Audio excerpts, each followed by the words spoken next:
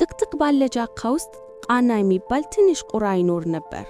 ሌሎች ወፎችን በተለይም ደማቅና ባለቀለም ላባ ያላቸውን መመልከት ይወድ ነበር። ቃና በቀላል ጥቁር ላባው ብዙ ጊዜ ደብዛዛ እንደሆነ ይሰማው ነበር።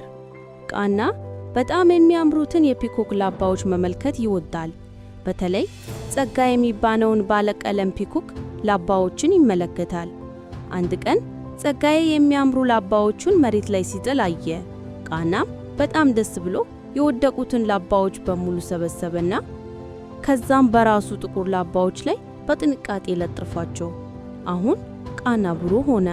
ሌሎች ወፎችም በድንጋጤ ያዩት። ቃናም በኩራት ለመብረር ሞከረ፣ ግን የፒኮክ ላባዎቹ በጣም ከበዱት። ለመብረር አስቸጋሪ ስለሆነበት ላባዎቹ መውደቅ ጀመሩ።